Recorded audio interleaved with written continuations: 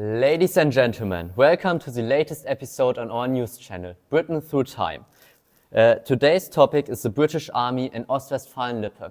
And as you might know, many of our soldiers were stationed in Germany after World War II during our time as an occupation force and afterwards also during the Cold War. At its peak, there were up to 26,000 British soldiers stationed in Germany. The British Army of the Rhine was headquartered in Bad Oeynhausen, with military government staff located in Lübeck. But over the years, our troops withdrew from some areas, especially after the formation of the Bundeswehr in 1955. After the Cold War, our military presence reduced even more significantly, though troops remained in places like Münster, Herford and Paderborn. By 2020, almost all of our bases in Germany were closed, with only 300 troops remained stationed in Paderborn-Sennelager. Despite the withdrawal, cooperation with the Bundeswehr and NATO continues, and our legacy in Germany is honored, and many British soldiers decided to stay in Germany.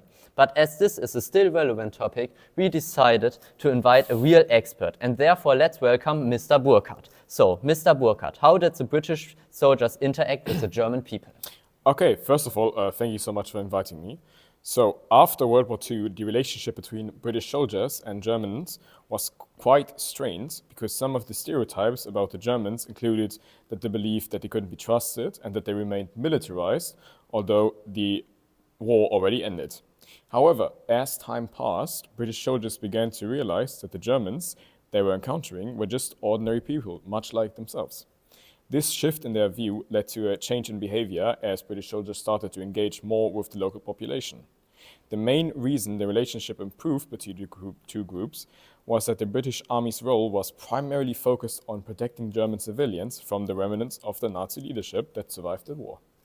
That leads us right to our next topic, the daily life. But the British soldiers did not only live in Germany, but also worked there. Now we switch to Mr. Bartolles, who is right next to an old military base in Paderborn. The daily life of the soldiers who were stationed in Ostwestfalen Lippe varied between military duties and social integration. The military duties, for example, were large-scale combat simulations for Soviet attack, vehicle maintenance and weapon practice to prepare for a potential threat. The local integration was also very important for the soldiers to feel welcome in Germany and learn the culture of the people they were living around. The living conditions varied. For example, for the people who were short-term stationed, they were living in barracks, as you can see right behind me. For those who were stationed long-term, there were family accommodations where they could live in a neighborhood where many British people were living and the culture was very similar from what they were used to. The combination between the potential threat of a Soviet attack and the integration into the local culture left deep appreciation for the soldiers who were stationed in Ostwestfalen Lippe, so they will never forget their time and their life in Germany. So, now that we know about the history, the daily life and the interactions, what conclusions can we make about the British-German friendship?